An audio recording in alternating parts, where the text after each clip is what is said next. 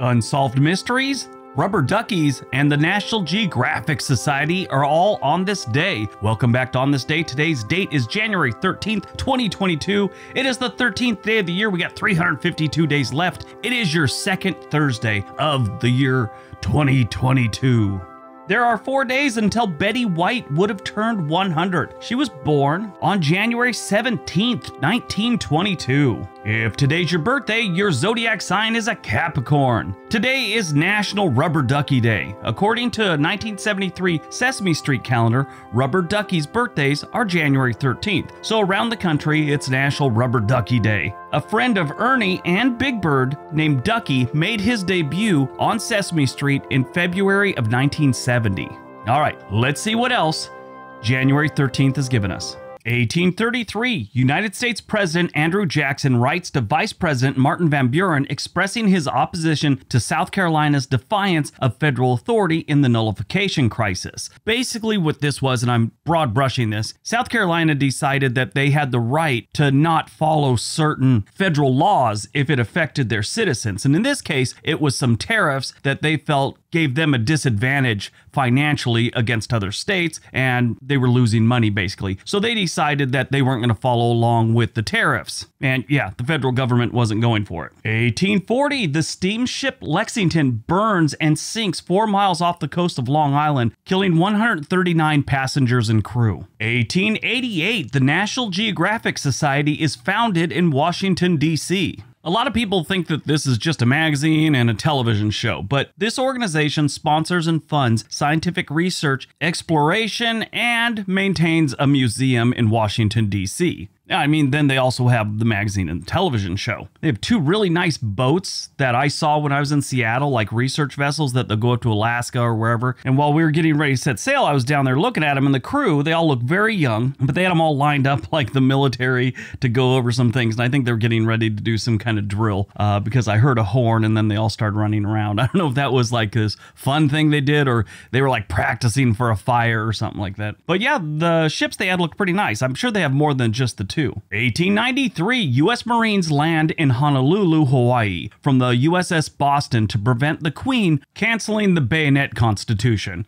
The Bayonet Constitution was a constitution signed by the King of Hawaii, respect for it was a state or part of the United States, that he was forced to sign while at gunpoint. Imagine that. They changed their mind about something they didn't want to do in the first place, were actually forced to do. Nobody saw that one coming. 1910, the first public radio broadcast takes place. A live performance of an opera is sent out over the airwaves from the Metropolitan Opera House in New York City. 1927, Ernest Alexanderson displays the first television. He was an inventor and pioneer of radio technology, and he realized that video images could also be transmitted, kind of like radio waves, and history was made. 1942, Henry Ford patents a soybean car, which is 30% lighter than a regular car of the time. Now, it really wasn't made like of soybeans, it was made of plastic, but they used different ingredients in mixing this plastic like soybeans, wheat, hemp, flax, and a few other things. Very innovative for its time. Sadly, they really didn't record the chemical makeup of it, so nobody knows exactly how they made this plastic. This is,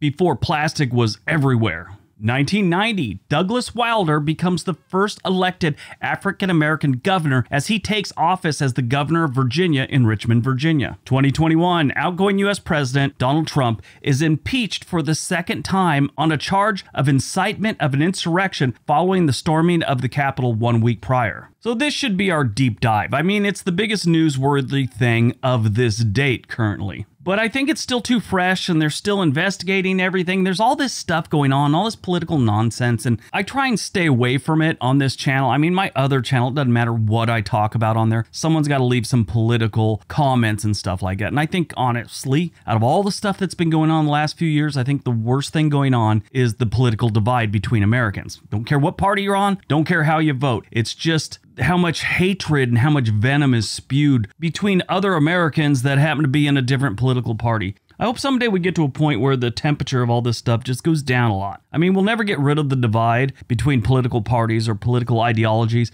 We just have to hope that someday in the near future, we get back to discussing things that are different between us instead of hating each other for things that are different between us. So I guess that is your deep dive. Premiered on January 13th, 2015, Schitt's Creek. This is a great show. It's very funny. A wealthy couple and their spoiled children lose everything and move to an old dump where they're forced to live in poverty. There's a relatively new cable channel called Pop TV, and this was their actual first Emmy nomination in 2019 for this show. It was created by Eugene Levy and his son Daniel. They won the Best Comedy Series at the Canadian Screen Awards in 2016 for the show. Eugene Levy, if you don't know him, if you remember the movie American Pie, he played the dad of the kid that had intercourse with the apple pie. Yeah, but he's been around forever. He was on SCTV back in the old days with Martin Short and John Candy, all those other people. Great show, though.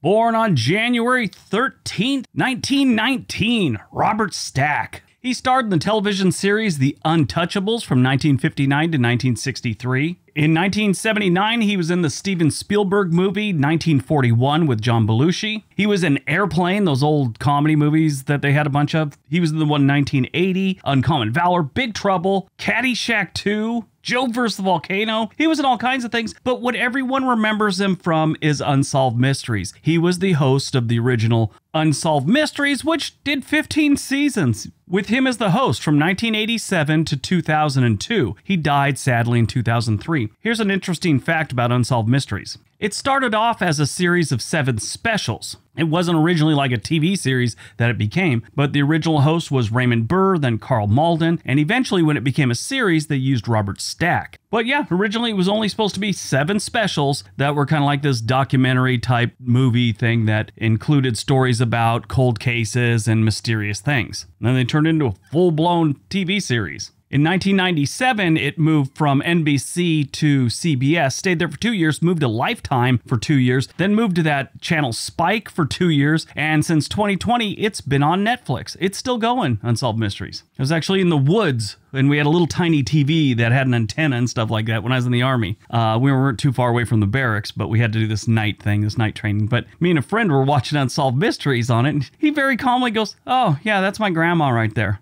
I'm all, what? He's like, "That's my grandma on Unsolved Mysteries." I started watching this episode. What it was his grandmother was a child in New York City during the Great Depression. And they had this program where families out in the Midwest or whatever that own farms would raise your kids, send them to school. They just had to work on the farm, but they would be fed and all that. And you wouldn't have to worry about them because a lot of people were starving in the big cities back in the day. So she did that and eventually stayed in Iowa, had a family, and that's where he's from. Died on January 13th, just last year, 2021, Siegfried Fischenbacher. If you don't know who he is one half of Siegfried and Roy, the magicians, who became famous animal trainers and activists. He was the blonde one, and he wasn't the one that was attacked by the tiger. He was 81 and died of pancreatic cancer. His good friend Roy Horn, the one that was attacked by the tiger, he died on May 8th, 2020.